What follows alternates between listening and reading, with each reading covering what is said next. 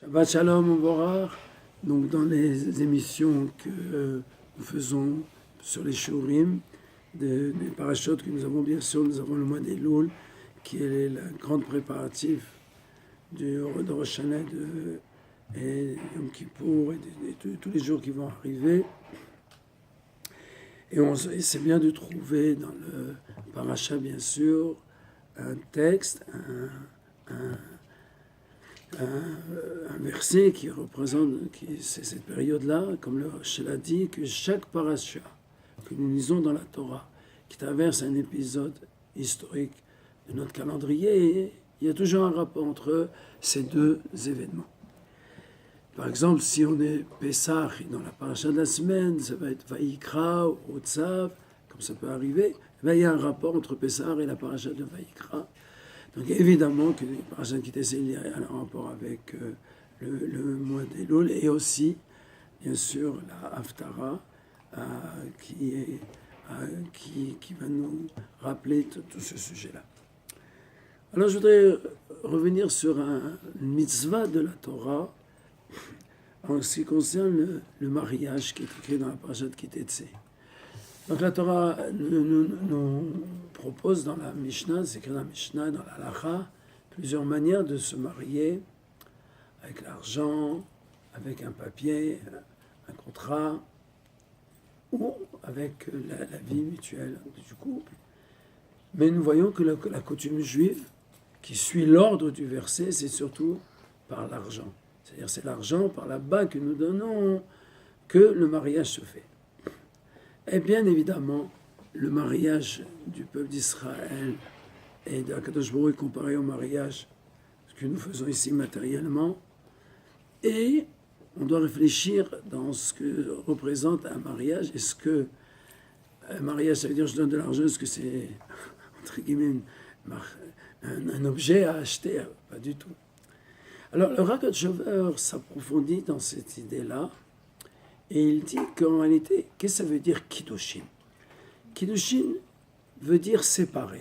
Comme on voit dans la paracha, qui était les Melach et des chats, c'est-à-dire quelque chose qui est séparé. Ça peut être dans le positif ou même dans le négatif. Kadosh veut dire séparer. Quand par exemple nous disons 3 fois dans la prière Kadosh, Kadosh, Kadosh, donc dans le sens simple, le plus simple, qui est traduit par dans la prière de Uva les Sion, Kadosh, Dieu est séparé dans ce monde, Dieu est séparé dans le monde supérieur et Dieu est séparé à tout jamais. C'est-à-dire que Kadosh veut dire, et donc je reviens du mariage, Kadosh veut dire être séparé, maintenant je n'appartiens qu'à cet homme-là et je n'appartiens plus au monde. C'est-à-dire je suis interdit au monde, je suis sanctifié pour cet homme-là, je ne fais pas qu'une seule chose. C'est la même chose avec le peuple d'Israël, que le peuple d'Israël s'attache avec Dieu et se sépare du monde. Maintenant, il y a 2 manières de faire des kiddushin, c'est-à-dire, il y a 2 manières de voir les choses. Est-ce que le cadeau qu'on donne à la femme, cet argent-là, est-ce que c'est elle qui va amener la sainteté, ou bien c'est la sainteté qui va faire que l'argent a pris de la valeur, et que c'est devenu un mariage lui a donné une force d'acquisition en mettant en une seule chose. Donc c'est le problème que le Ragat Shover donne, et il amène des preuves de côté et de l'autre. En réalité, les deux sont comme ça. C'est d'un côté, le mariage veut dire je m'attache à mon mari, et deuxièmement, je me sépare du monde. La même chose. Le peuple d'Israël s'attache avec Akadosh Baruch Hu, il se sépare du monde. Maintenant, il y a 2 manières de faire. Est-ce qu'on commence par l'amour de Dieu, après on s'éloigne du monde, ou bien on s'éloigne des bêtises du monde, après on s'attache avec Dieu? Les deux manières peuvent marcher. Et c'est ce que la Torah nous parle quand elle nous parle des kiddushin, du mariage, la manière de faire des kiddushin qui ne sont pas une acquisition d'un objet, ce n'est pas les mêmes lois. Il y a beaucoup d'exemples dans cette émission, on ne va pas s'interdire ça, mais les lois ne sont pas du tout comme les lois d'une acquisition normale. Et ça, on peut dire que ça, c'est le mois des Loul. Le mois des Loul, qu'est-ce que c'est? Le mois des Loul, c'est un mois qui est tellement saint, qui a un point que ce mois, le Admorazaken dit que ça devrait être chaque jour un jour de fête. un jour de Yom Tov. Alors pour comprendre que le mois d'Elul, qui est à la veille de Rosh Hashanah, c'est quand même un mois simple où on peut travailler, où on peut s'occuper, c'est qu'en réalité, il donne l'exemple du roi qui se trouve dans le champ et que les gens de la ville vont accueillir dans le champ pour les Kabel Pene Ameler, pour recevoir la face du roi. Donc ça veut dire que le roi, il est dans le champ, c'est des jours de semaine.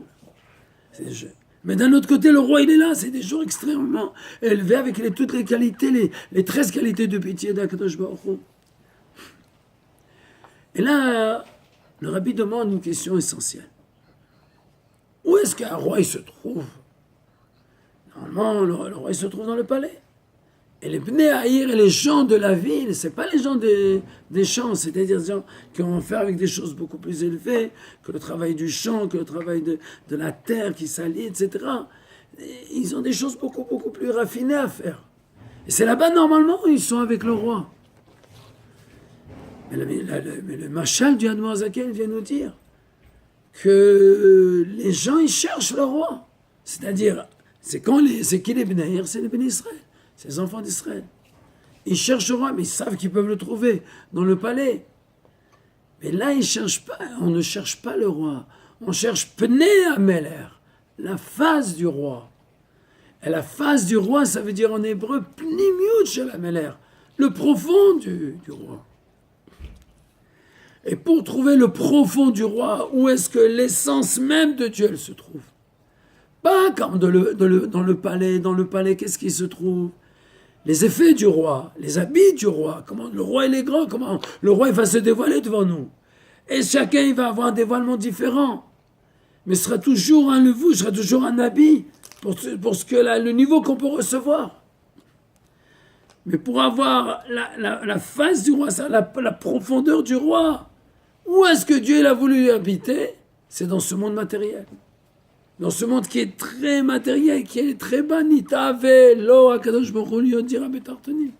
Dieu il a voulu avoir une maison ici-bas dans ce monde matériel. Et là-bas, tu trouves Pnei Ameler. D'ailleurs, la Mishnah, elle dit Yafeh sha'achad mitshuva masim tovim nikol chaye olam haba. Elle est plus la minute que tu fais Torah ou masim tovim, la Torah et la mitzvah, des bonnes actions, que tout le monde futur. Comment? Toute la vie d'un homme, c'est pour le monde futur. Là, tu me dis qu'une seconde de mitzvah, elle est plus que tout ce que le monde futur peut te donner. Alors le Tanya, il répond, dit que dans une mitzvah, quand on fait une mitzvah, on s'attache avec l'essence même de Dieu. Le monde futur, c'est des dévoilements de Dieu. Mais ce n'est pas l'essence même de Dieu. C'est pour ça que la Mishnah dit Yafeh sha'achad mitshuva masim tovim. C'est encore plus, une minute, un moment de mitzvah où tu fais une seule chose avec Dieu, où tu as pris l'essence de Dieu. C'est vrai que ton corps ne te permet pas de voir cette essence-là. Mais ça, tu le verras dans Triat Hamiti, dans la résurrection des morts. Et ça, on verra quand le corps revivra et on verra que ça veut dire l'essence de Dieu. Comment c'est encore plus que Gan Eden.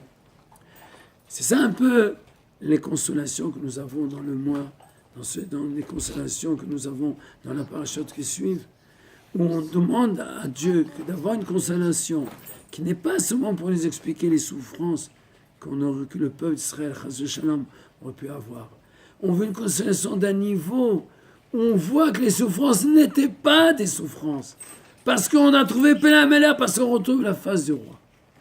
Que Dieu fasse que chacun de nous travaille dans ce domaine, retrouver un Kadosh Baruch Hu, retrouver son soi-même, faire une seule chose avec Dieu, que ça nous donne une Shana Tova Umetuka, une bonne année remplie de douceur, Shana Tova Umetuka, Bezrat Hashem, et un bon Shabbat.